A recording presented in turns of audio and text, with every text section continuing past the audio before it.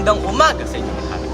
Ngayon, simulan natin ang ating pagkikipanayam sa iba't ibang estudyante at guro. Sa ating pagkikipanayam, makakasama natin si Chris Evan Roman at Tricia Ramos. Ngunit bago natin simulan, narito ang mga katanungan. Ating mga katanungan. Paano nga ba nabago ng wikang Pilipino ang ating pananaw sa buhay? At paano nagkaroon ng relasyon ang wikang Pilipino sa buhay natin? Pangatlo, ano ang mga dahilan ng pagpapatunay na buhay ang wikang Pilipino sa diwa ng mga Pilipino sa kasalukuyang panahon? Tayo na tumugon sa mga mag-aaral. O nga pala si Kachargal, Jeremera sa bait ng 11th Indiana Class at kasama ko ngayon si... Magandang araw. Ako nga pala si Yusuf Suwang mula sa grade 9 sa Exam. Unang tanong, paano nabago ng wikang Pilipino ang inyong pananaw sa buhay? Nabago ng wikang Filipino ang pananaw sa buhay dahil ito ang nagsisilbing inspirasyon ko ng naging isang tunay na Pilipino. Ang pagmamahal sa sariling wika ang siyang unang hakbang sa pagiging mga bayan. Ito rin ang dahilan kung bakit matibay ang relasyon ng wikang Filipino sa buhay ng tao dahil dito nakilala ang kanyang kultura, kagawian, tradisyon, at pinagmulan. Pangalawang tanong, paano nagkaroon ng relasyon ng wikang Pilipino sa buhay ng isang tao? Ang wikang Filipino ay ang ating wikang pambansa. Magagamit natin ito upang makipagkomunikasyon sa iba. Ang relasyon nito sa ating mga Pilipino ay hindi tayo makakaintindihan kung wala tayong wika na pinagbabasahan.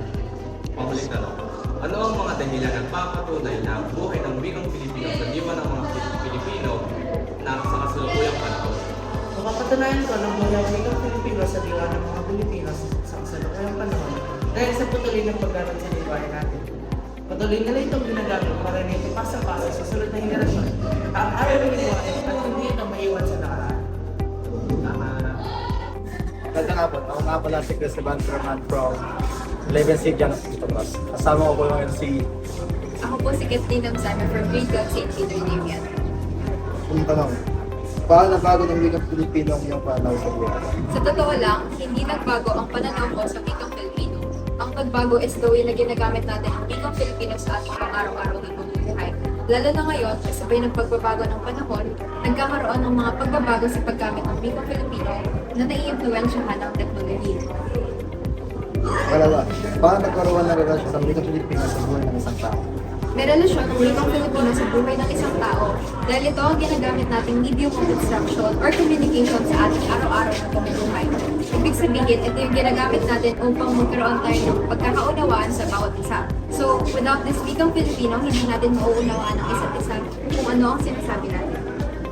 Ulit, ano ang mga dahilan na nagpapatunay na buhay ang wikang Pilipino sa diwa ng mga Pilipino sa kasalukuyang panahon? Para sa akin, meron tatlong dahilan para mapatunayan na buhay ang wikang Pilipino sa kasalukuyang panahon. Una, ang ginagawa niya ngayon ay ngayon nagbibigay ng opinion sa iba't ibang tao upang pahalagahan ang ating wika. Pangalawa ay ang paggamit natin ito sa pang-araw-araw at mas napapakinabangan natin siya the more na ginagamit natin. At ang pangatlo, ang pagbibigay natin ng halaga sa wikang Pilipino sa tuwing darating ang buwan ng Agosto. Yan nga Jeremera sa bait ng 11th Indiana Class at kasama ko si... Elizabeth Einstein. So, si John Anong tanong, paano nabago ng wikang Pilipino ang inyong pananaw sa buhay? Siguro ang wikang Pilipino ay isang kayamanan na sa ating Pilipino lang nabubuhay. Dahil kung wala ito, hindi tayo magkakaintindihan. Ito ang susi para tayo ay mabigyan ng mabisang komunikasyon, kultura at tradisyon. Pangalawang tanong, paano nagkaroon ng relasyon ang wikang Pilipino sa buhay ng isang tao? Siguro bilang isang Pilipino, kung walang wikang Pilipino or wikang Tagalog, hindi tayo magkakaintindihan. Kumbaga, yun yung pinaka-yaman na sa atin ibinigay ng ating mga bayani nung ibinuwis na ang kanilang buhay para mampanatili ang kayamanan ng ating wika. Panghuling tanong, ano ang mga dahilan na nagpapatunay na buhay ng wikang Pilipino sa diwa ng mga Pilipino sa kasalukuyang panahon? Siguro tayo, ikaw, saka mga Pilipino, sila magpapatunay na buhay ang wikang Pilipino. Kasi kung walang magsasalita ng simpleng salita ng Pilipino, sa tingin ko hindi na ito napupuno. Magandang umaga. Ako nga pala si Chris Evan Roman, galing sa 11th Indiana Class. Kasama ko pala si po sa Dumis kay Arnel. Unang tanong, paano nabago ng wikang Pilipino ang iyong pananaw sa buhay? Nabago po ito dahil napadali po yung pakikipag-ugnayan ko po sa ibang tao. Ano? Paano nagkaroon ng relasyon ng wikang Pilipino sa buhay ng isang tao? Para sagot lang po sa number 1, komunikasyon. Ulit tanong, ano ang mga dahilan na nagpapatuloy na buhay ang wikang Pilipino sa diwa ng mga Pilipino sa kasalukuyan panahon? Dahil po nagagamit lang po natin to at natutulong pa rin po sa atin. Ako nga pala si Christian Carl, yung nag-aaral sa Baitang, 11th Sultan of the Cross at kasama ko po ngayon si Ako si Ate Nicole Ardela Rosa, engineering po sa Fort Unang tanong, paano nabago ng wikang Pilipino ang inyong pananaw sa buhay? Masala ko nitong bibigyan ng dahilan upang maunawaan ang identidad. Nag-itulay din ito upang mas maunawaan ko ang kultura at ika na itatagay ko bilang isang Pilipino. Pinatiran ako nito ng pagkakataon kung ano ang kasaysayan at kwento ng mayroon ng ating bansa. Nabago nito ang aking pananaw sa aking kapwa Pilipino. Tinulungan ako nito upang mamulat sa kagandahan at kaibahan ng ating kasmayan. Simula ng pagkukong ng sulat at pagkika sa buong Pilipino ay mas umalat ang pagmamahal ko sa bansa. Pangalawang tanong, paano nagkaroon ng relasyon ng wikang Pilipino sa buhay ng isang tao? Ito ay hindi lamang isang sistema ng komunikasyon, ngunit ito ay nagsigiling ng pagkakakilanlan ko. Kung paano ako magsalita, at kung ano ang mga salita na binibigas ko ay nagre-replika sa buhay ko bilang isang tao. Ito rin ay pundasyon ng aking kultura at tradisyon. Sa tulong ng wika ay nabibigyan ng pagkakataon ako ng mga pagkakwa-tao. Sa aking pagkakwa-tao, pinilawan ko ang mga ideya, opinyon, pananaw at sa daobin ng ibang tao. Hindi lamang ako nabigyan ng pagkakataon ng pagkakwa, ngunit pati magsalita sa akin. Panghuling tanong, ano ang mga dahilan na papatunay na buhay ang wikang Pilipino sa diwa ng mga Pilipino sa kasalukuyang panahon? May 5 bagay na nagpapatunay na ang wikang Pilipino ay buhay pa sa diwa natin. Una, kapag patuloy ang pagkomunikasyon ng mga tao. Pangalawa, kapag nakikita pa rin sa mga sulatin ang wika. Pangatlo, kapag nakikita at naririnig pa rin sa mga sini at kanta ang wikang Pilipino. Pangapat, kapag patuloy pa rin na binibigkas ang wikang nila sa kanilang mga karet. Panglima, kapag patuloy pa rin ang mga magulit sa kanilang anak ng wika. Magandang umaga. Ako nga pala si Christian Carl, from Pilipinas City. Kasama ko po ngayon si English po. Unang tanong, paano nabago ng wikang Pilipino ang iyong pananaw sa buhay? Nagbago ito dahil sa patuloy na pag-iba ng mga Pangalawa, paano nagkaroon ng relasyon ng wikang Pilipino sa buhay ng isang tao? dahil ito ang tago ng wika na sinasalita ng mga Pilipino. Yung tanong, ano ang mga dahilan na nagpapatunay na buhay ang wikang Pilipino sa diwa ng mga Pilipino sa kasalukuyang panahon? Dahil tuloy ito ang ginagamit hanggang ngayon. Ano sila? Ako nga pala si Christian Carl Gilabera sa Baitang 11th St. John of the Cross at kasama ko ngayon si Ako si Cyril Alden Escalavera mula Big Club sa Bibili. Unang tanong, paano nabago ng wikang Pilipino ang inyong pananaw sa buhay? Para sa akin, hindi nagbago ng wikang Pilipino ang pananaw ko sa buhay. Ang tanging nagbago ng ay yung paggamit natin sa ating wika dahil tayo ay nasa modernong panahon na halos gumagamit na ng teknolohiya. Sa madaling salita, influensya ng teknolohiya ang paggamit natin ng wikang Pilipino. May mga wikang banyaga tayo ngayon, inihahalo natin sa ating sariling wika. Meron naman sa paraan ng pagbabaliktad sa salita. Halimbawa, Lodi, kung pakipapakinggan mo, akala mo ito ay isang wikang Pilipino. Pero hindi, kasi isa itong salitang English na ibig sabihin ay nagbago lamang kaya ang paggamit ng wikang Pilipino. Pangalawang tanong, paano nagkaroon ng relasyon ang wikang Pilipino sa buhay ng isang tao? Noon pa man hanggang ngayon, may relasyon ng wikang Pilipino sa ating buhay dahil ito ang ginagamit natin sa pakikipagtalastasan. Ito ang nag-uumay sa ating upang tayo ay magkaunawaan sa bawat komunikasyon na ating ginagawa. Panghuling tanong, ano ang mga dahilan na papatunay na buhay ang wikang Pilipino sa diwa ng mga Pilipino sa kasalukuyang panahon? May 3 dahilan ang magpapatunay na ito ay una, ang pagsasalinsik o pakikipanayam niyo sa bawat tao katulad ng ginagawa niyo ngayon. Humihingi kayo ng opinion bawat isa na nagbibigay ng kahalagahan sa paggamit natin ng wikang Pilipino. Ikalawa ay ang pagdiriwang natin ng buwan ng wika. Binibigyan natin ito ng importansya pagdating ng buwan ng Agosto. At panghuli ay ang paggamit natin ito sa pang-araw-araw na pamumuhay bilang paraan upang tayo ay dun sa mga kaunawaan. Tayo naman ay dumako sa mga guro mula sa departamento ng junior high. Magandang araw. Ako nga po na si Chris Evandraman from Label City at Capos. Kasama ko ngayon Ako po si Ginoong John Trinidad mula po sa Departamento ng Junior High School. Paano nabago yung wikang Pilipino yung pananaw sa buhay? Nabago ng wikang Pilipino ang pananaw ko sa buhay. Unang-una sa lahat, ang wikang Pilipino ang ating wika na ginagamit. Ito ay parte na ng ating buhay, parte na ng ating kultura. Nabago ng wikang Pilipino ang pananaw ko sa buhay sa paraang ito ang ating ginagamit sa pagkomunikasyon, sa ipag-usap sa aking mga kapwa-tao, sa kapwa Pilipino, at lalo na sa paggamit sa aking pagturo sa mga aking mga estudyante. Nabago rin ng wikang Pilipino ang aking pananaw sa paggamit ng mga iba't ibang lengguwaheng Pilipino, kagaya ng mga pag-usap sa mga iba't ibang lengguwahe, pagtalastasan at sa parang pagkomunikasyon. Dito pala makita mo na namin ang pagbabago sa akin, sa pananaw sa paggamit ng wikang Pilipino. Paano nagkaroon ng relasyon ng wikang Pilipino sa buhay ng isang tao? Kagaya ng aking kasagutan sa unang tanong, merong relasyon ang wikang Pilipino sa mamayang Pilipino dahil ito nga ang wikang ating ginagamit.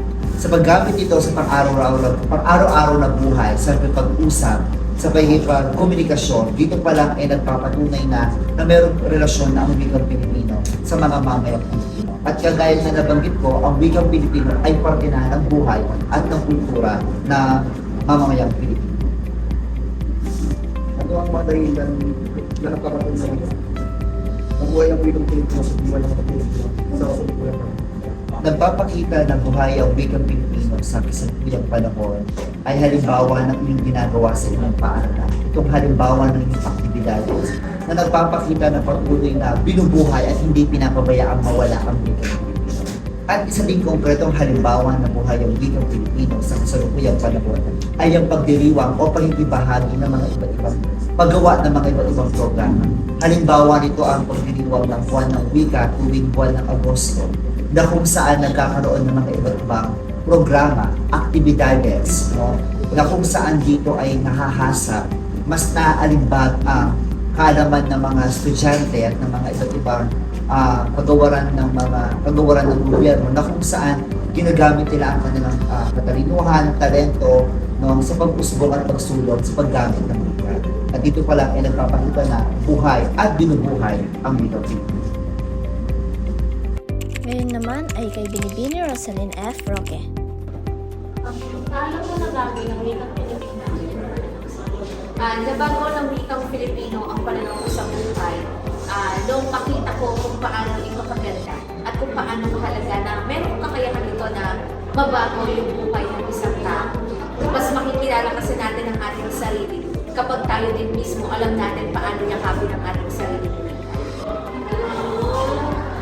Paano nagkaroon ng relasyon ng wikang Pilipino sa buhay ng isang tao? Para sa akin, nagkaroon ng relasyon ang wikang Pilipino sa buhay ng isang tao dahil araw-araw, gaya nga nung lagi kong nababanggit sa mga kausap ko, araw-araw nagagamit natin ang ating sariling wika sa pakikipag-usap o komunikasyon sa ibang tao. Tulad ko sa aking mga estudyante tungo kay Binibini at sa Binibini tungo sa kanyang mga estudyante.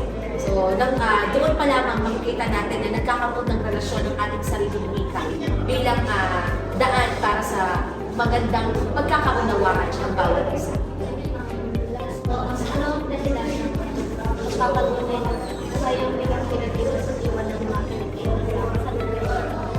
Ayan, masasabi ko na buhay ang wikang Filipino sa pamamagitan ng araw-araw natin silang nagagamit at kung mapapansin natin, ipinaglalaban din talaga ng Komisyon ng Wikang Pambansayong o sa Wikang Filipino, ipinaglalaban talaga natin na patuloy na manatili ang asignaturang Filipino, lalo na sa sekundarya, na kung saan dahil maaaring nakitaan nila ito ng kahalagahan at kagandahan yung ating sariling wika. At personally, masasabi ni Binibini Glenn na buhay ang wikang Filipino dahil ako mismo ay guro sa asignaturang Filipino na patuloy ko itong itinuturo at pinapakita ko yung importansya nito sa aking mga mag-aaral.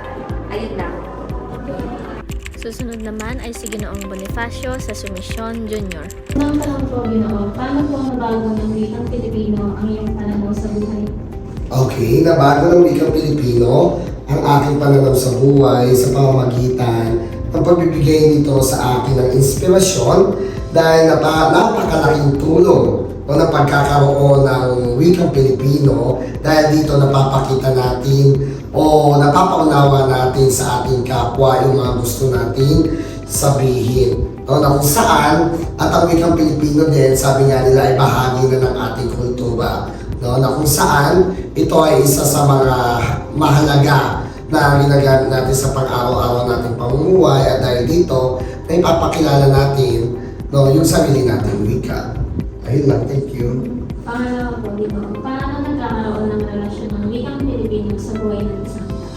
Okay, nagkakaroon ng relasyon ang wikang Pilipino sa buhay nating mga tao sa pamamagitan ng patuloy natin itong ginagamit sa ating pang-araw-araw nating pamumuhay at upang mas madali din tayo magkaintindihan ng ating kapwa at madali din natin maunawaan ang bawat kinikilos ng ating kapwa sa pamamagitan ng pag-unawa sa kanilang galaw dahil bawat galaw din ng isang tao ay may kahulugan dahil minsan naman gusto natin sabihin na hindi natin masabi ay dinadaanan lang natin sa kilos na bahagi na rin ng ating pakikipagkomunikasyon sa ating kapwa.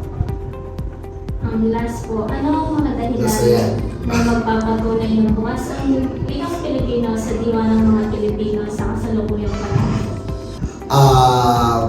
Ang wikang Pilipino, ilan sa mga patunay na bukas at buhay pa rin siya sa kasalukuyang panahon. Siyempre, unang-una, patuloy natin siya kinikilala sa pamamagitan ng pagdiriwang ng kanyang okasyon, no? Kaya nga tayo may pinagdiriwang na buwan ng wika at dahil bahagi na din ito ng ating kultura. And then, pangalawa, gaya nga ng sinabi ko kanina, ay patuloy natin siyang ginagamit sa ating pang-araw-araw na pamumuhay, which is, no, isa yun sa mga patunay na wikang Pilipino ay buhay sa pang-araw-araw nating pamumuhay. Dahil sa wikang Pilipino, mas madali tayong nagkakaintindihan at nagkakaunawaan ng ating kapwa.